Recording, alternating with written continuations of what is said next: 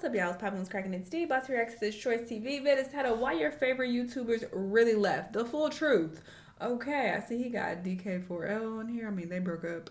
And some other people. Yeah, we're gonna see why they left and what happened with them. Let's watch. Some viewers may find this disturbing. Viewer discretion is advised. Hi, my loves. It's Destin Choice and you're watching Choice TV.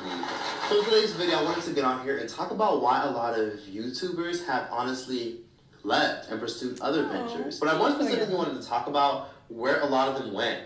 I discussed throughout the years, why YouTube isn't really what it used to be anymore and what caused people to get away. I'm going to say what a lot of your favorite faves probably won't say, and I'm going to just be honest. Ain't no fucking money! Nah, I'm kidding. Not really, though. But there really is not as much money in social media as there once was.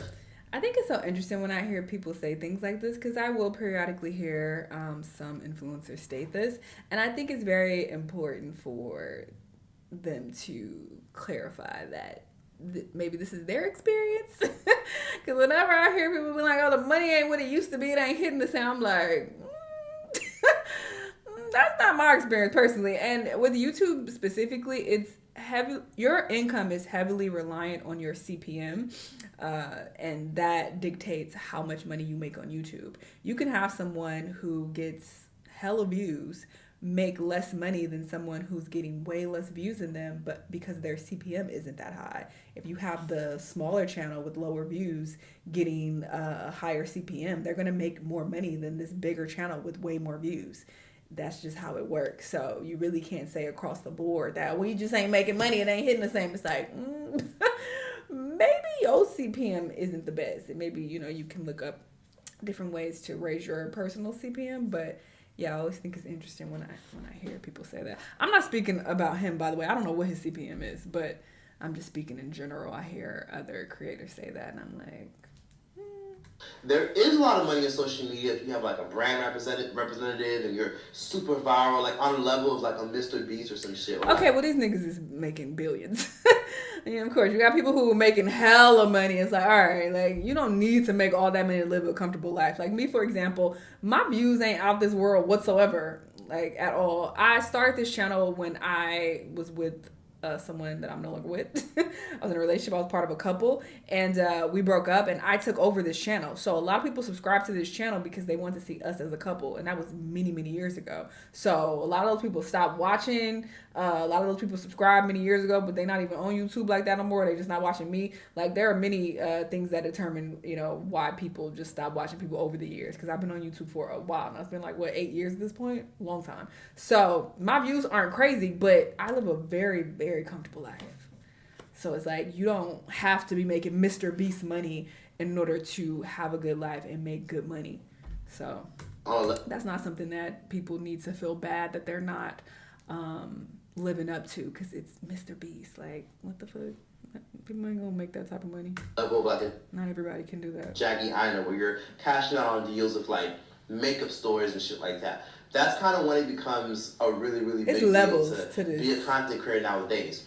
However, being a content creator nowadays just doesn't really pay as much as it once did, because let's be honest, you don't really see a lot of new YouTubers blowing up. But speaking of the fact that there's no money in what I like to call the global economy, what really inspired me to get on here was Trey Melvin. Now, I'm pretty sure most of y'all know Mr. Trey Melvin from This Is a Commentary. Essentially, I want to talk about Trey Melvin because if y'all didn't know, Trey Melvin recently went on this crazy deletion spree, and he deleted all his YouTube videos, and that brought a lot of his fans surprised because for 15 years, they supported his channel, and he basically told his followers, screw you guys, I'm privating everything and putting it on Patreon, and now people pretty much have to pay just to watch his old viral videos.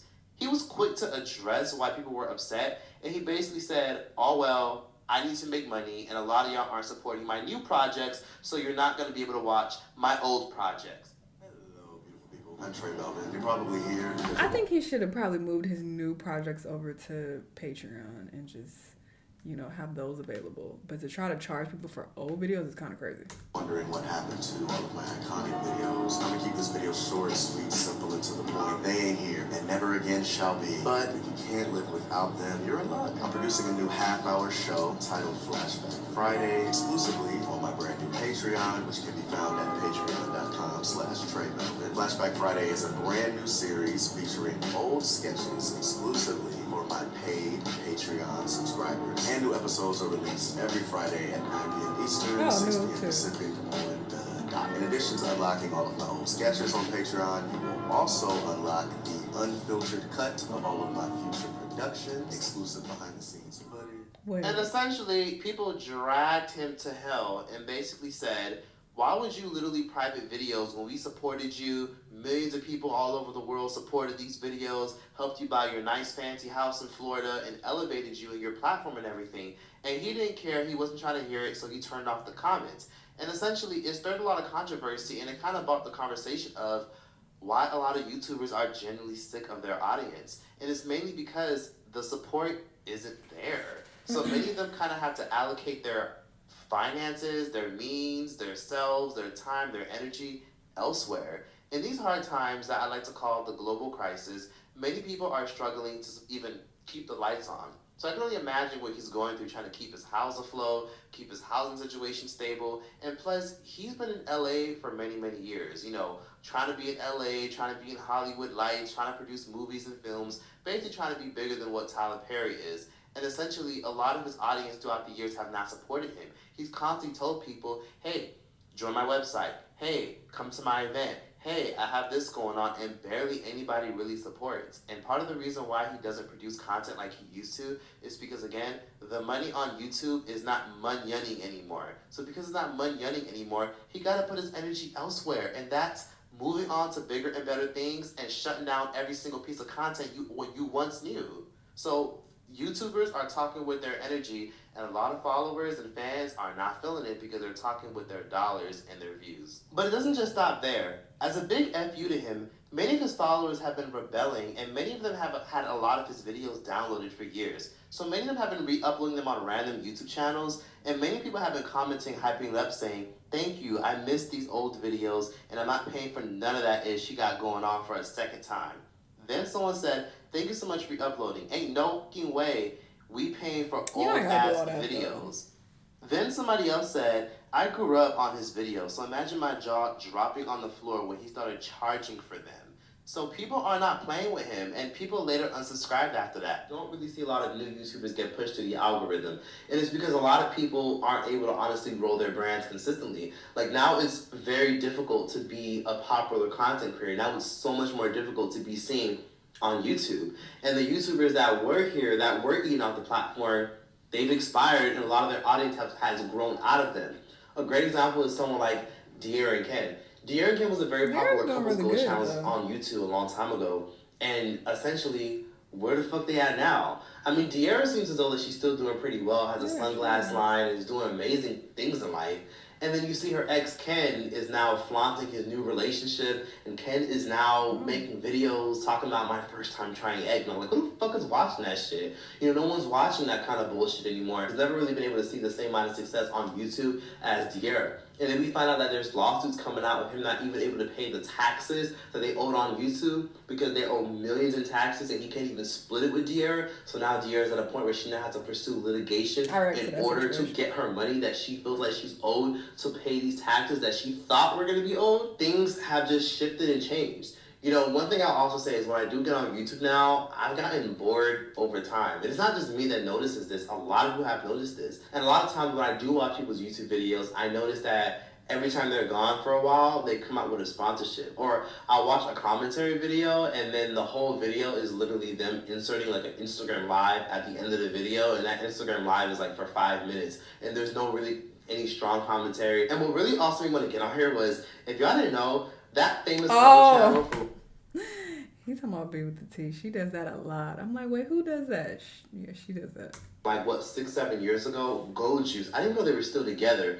But essentially, there was a couple channel called Go Juice that made fake pranks. You know, all types of crazy, cringe, couple-worthy shit, right? And they were able to transition their brand, and now they're in a whole other direction. First of all, did y'all know that they do corn now?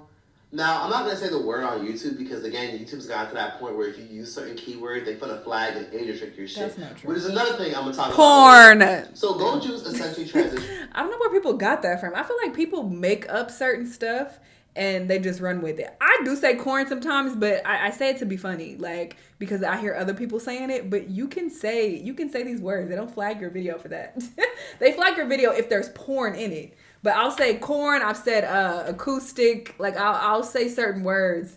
But I don't know why a lot of YouTubers have picked up on this and like they hear other people say things and they just believe it to be true. I don't know. But if you actually look at the YouTube guidelines, like you can say porn. If you actually have porn in your video, obviously that's a problem. Or maybe you put porn in the title, that it'll get flagged because they'll think that it's porn in the video. But anyway, couple goals videos now doing corn. That's crazy though that they do. And the reason why they're doing corn is because I mean, let's be real. Like they be bedazzled in diamonds and jewelries and taking nice trips, and then they're living in New York City, living in Atlanta. Those lifestyles are not that affordable. So when you're a couple channel, your YouTube videos are getting shadow banned because you're constantly putting pum pum or, you know, breast in the thumbnail and you're constantly doing fake pranks. YouTube is not paying for that shit anymore. All those channels that y'all saw that were doing these crazy pranks, like finger my pum pum prank or oh my god, period blood down my leg prank. Like YouTube does not pay for that. YouTube is not paying anybody for that no more. YouTube has kind of gone in a more cinematic, you know, TV direction. Like people like Mr. Beast, who's over here putting full-blown cinematic TV shows on YouTube. Like that's what's getting seen. That's what's getting people like watch. YouTube tried to tell us years ago, you know, when they came out with YouTube Red, they came out with these dumbass shows that literally nobody watched. Like, did y'all ever watch any of these shows on YouTube Red? They kind of made it clear, like, this is kind of the route we're going. Like, we're going towards a television route, and we want y'all to come out with content that feels more like a TV show, or else we're not going to push you through the algorithm. So unless you got in early, YouTube ain't really fucking with you. That's not true either. So I feel like, well, not even feel like, this is how the YouTube algorithm works. Basically, and you could even go to your analytics and confirm this to be true. YouTube will promote your video to thousands of people. And how many people click your videos based on them pushing it out is if they'll continue to push it out or not. If people aren't clicking on the video based on your title and thumbnail, then they're not going to promote it as much. They're going to slow down on promoting it. But you'll see, like, I think it's called impressions. So your video will have like a certain amount of impressions, like hundreds of thousands of impressions. But if your click-through rate is really low, that means that when they promoted it to those hundreds and thousands of people weren't really clicking on the video. So at that point, they'll stop promoting it. They're like, people aren't really feeling this, so we're going to promote this less. That's how that works. They don't know what's in your video. They don't know. The algorithm, you know how many videos are uploaded on YouTube every single second? So they don't know what the content of your video is. They don't know if it's cinematic quality or if it's just you sitting there talking in your house and showing like clips of your kitchen. Like they don't know what's really in the video. The algorithm isn't that smart. They don't know that, hey, this is cinematic. Like, no, it's a computer at the end of the day. But the system basically goes based on if people click on your video. So that's why it's important to have engaging thumbnails and titles and stuff. But yeah. If you're like Go Juice or any other these, I know there's so many misconceptions about YouTube, but I don't know. Other content creators that make fake pranks and oh my god, peeing down my leg prank. Oh my god, throwing my child over the roof prank. Oh my god, punching my grandma on the stomach prank. Like if you're posting stuff like that, YouTube's just not gonna push your shit. And but yeah, that part too. If your titles are crazy and it's certain keywords in it, like I said, porn or like blood down my leg, like if it's weird shit like that, then yeah, the algorithm will pick that up and be like, this might be inappropriate for some viewers and this might not be as advertiser friendly. So in that case, yeah, that's true. Making them a nice killing, you know, and they're not ashamed of it at all. Like he's literally posting this stuff all over his story, all over his social media. He's making it very clear, like, join the family. I mean, y'all didn't buy our merchandise, y'all didn't join our Patreon, y'all didn't, you know, donate to our super chats on YouTube, so y'all can see us get butt naked on the internet and pay $5.99 for it. $5.99. So channel has kind of gone. And y'all still ask for $5.99? What's going on? Like, I would think to myself, because they were so popular, because they had millions of views monthly, and because they were taking all these extravagant trips, I would think that they would be okay to where they'd be doing X work. Now, I'm gonna be honest with y'all. X work is never anybody's first choice. So when you're at that level and you see these millions of followers they have, you think to yourself, why the hell are y'all doing corn? You know what I mean? Like, you would think, like, didn't y'all, like, invest y'all money? Or doesn't YouTube still pay y'all well? So those are just little things that I kind of point out. You know what I mean? Like, I remember Austin McBroomstick. I'm sure y'all remember the No Chin Man from the Ace Family. He went on that crazy rant a couple years ago, and I'll never forget it. But I always reference it whenever I talk about content creators being fed up and tired. And he posted this crazy rant telling his followers, what do y'all mean y'all want us to hurt and come back? We should be charging you for this content. And I'm going to think to myself, people still subscribe to these dumb motherfuckers, but that's on them. So I see stuff like that, and you see a lot of your content creators not posting anymore. And the truth, hardcore truth is because there's not much money in being a content creator anymore unless you're like super, super, super famous and already have an established audience, or you're very, very lucky and you have a lot of buzz on TikTok. If you're like Keith Lee, making Keith Lee money, getting sponsored by all types of like motor vehicle companies, and you're getting sponsored by big name companies, and you're getting sponsored on like, you know, your Instagram to do like a couple $1,000 posts, that's kind of when there's a lot of money to be made. But it's very rare to be a content creator and to be able to sustain it for a long time. Some of y'all keep forgetting that at one point we had people like Tila Tequila, who was a really big influencer back in the early 2000s on MySpace.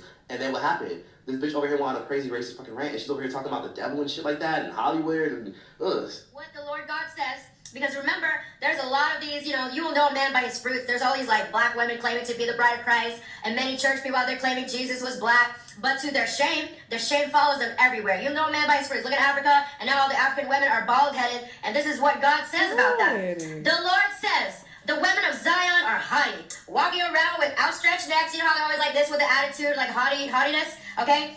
The women of Zion are haughty, walking along with outstretched necks. That bitch crazy as fuck. And look what happened to her. Now she don't really got shit. And she ain't shit. And she look like shit. But if you don't have a core audience that's invested into you and like you, you're not going to be around for long. Like, there's literally fucking college courses where they teach you how to be a content creator, influencer, how to build a big brand. And this isn't your conventional college course. I think you could have been a lot more direct with how, like, let's see if Duke students can do the jerks. Instead of essays, TikToks. And recording rather than writing. Here at Duke University, students are getting an education in influencing. Is it crazy to you guys that during a class at Duke, you're making TikTok videos? Yeah. This is really the only class I've been taking since I've been here where it's like, it's about what's going on right now. And they're putting their new skills to use. I gained 33,000 followers since I joined this class. Oh my goodness. I just had a TikTok hit 600,000 views. And you feel it's directly related to how you're doing it? People have achieved that without paying for a college course at Duke. You know it's expensive at Duke. I say this is a scam because they charging y'all hella money for this class when you could literally go on YouTube and look up some tips, apply them, be consistent, and get the same, if not better, success.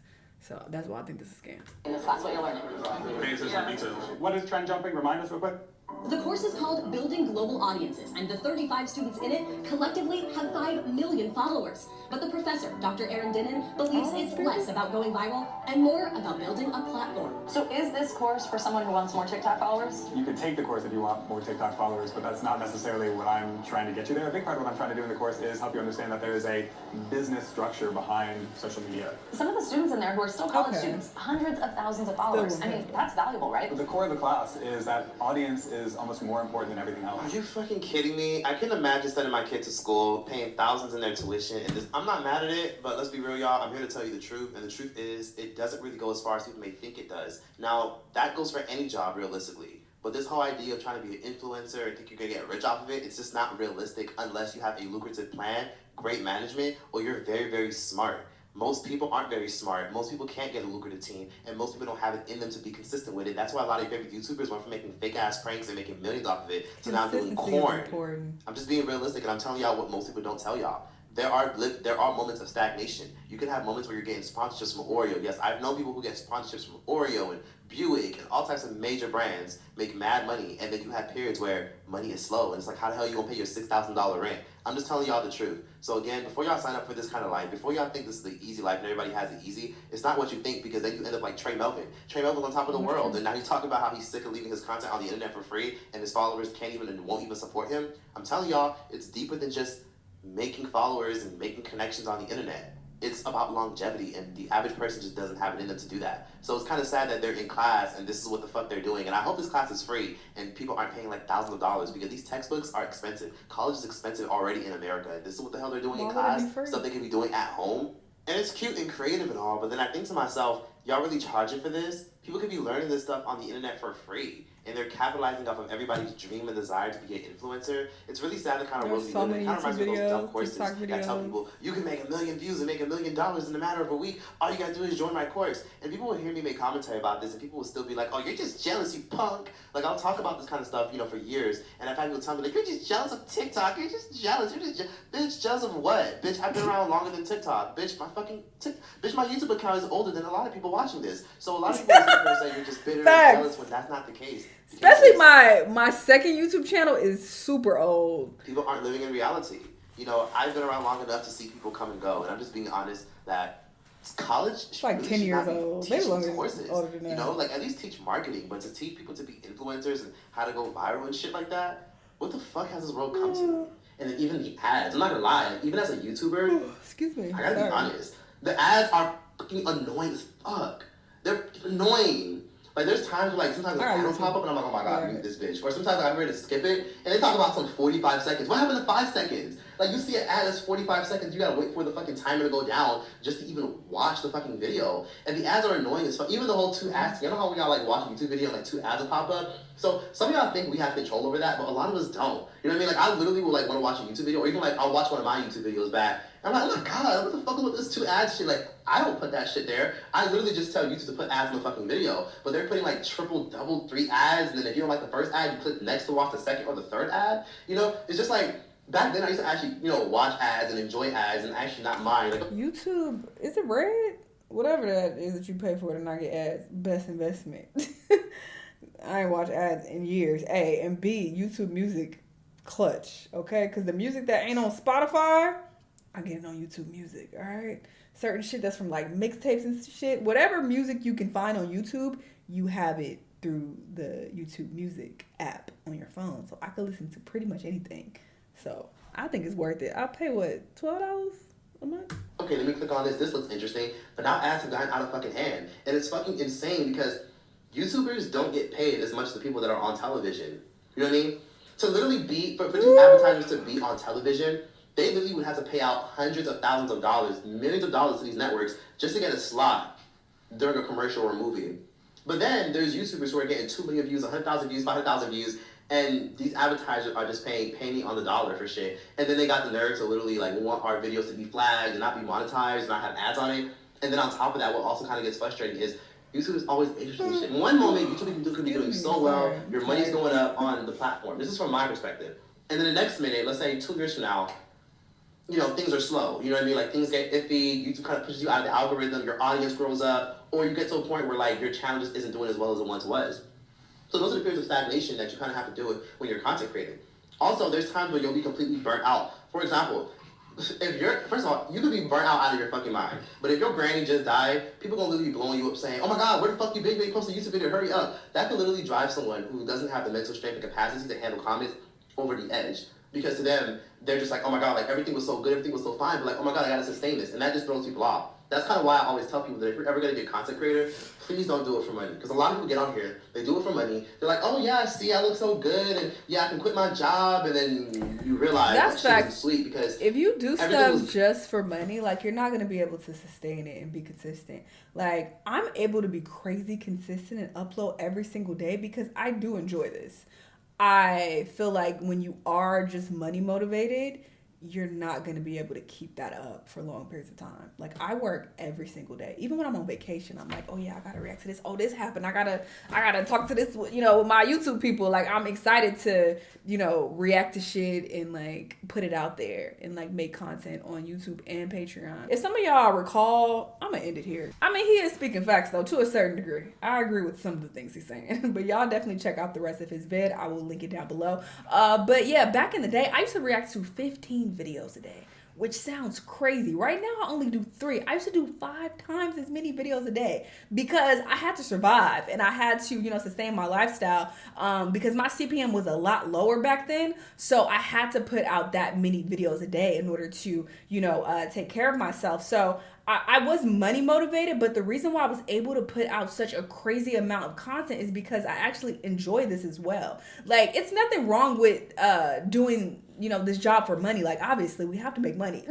Everybody does this for money, but you can't only do it for money. That's the problem. When you only do this shit for money, you're not going to be able to be consistent. You have to actually enjoy it as well. And especially because he said there are periods where, you know, the money is lower, and the CPM fluctuates, by the way. Sometimes it's higher, sometimes it's lower. So you have to, you know, be consistent regardless of if you're making lower, you know, amounts of money at certain points. But yeah, I'm able to react to way less videos today because my CPM is higher. So I don't have to work as hard. So although I do enjoy this, which is why I'm able to upload every single day, it's like, okay, I don't need to work myself into the ground because I enjoy this, but it's like 15 videos a day was like crazy, a crazy amount of time I would dedicate to this. And I really didn't have much of a social life when I was doing that, and it was burning me out. So it was just too much. But yeah, you have to be, you know, actually getting enjoyment out of this in order to be consistent. That's the biggest key.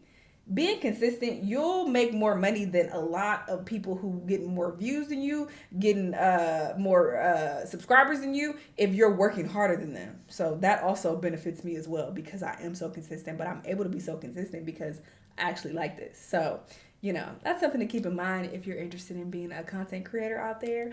But anyway, very interesting hearing his thoughts on this. Y'all let me know what y'all think though. Let me know what other videos you want me to watch, and I'll see y'all the next time. Bye!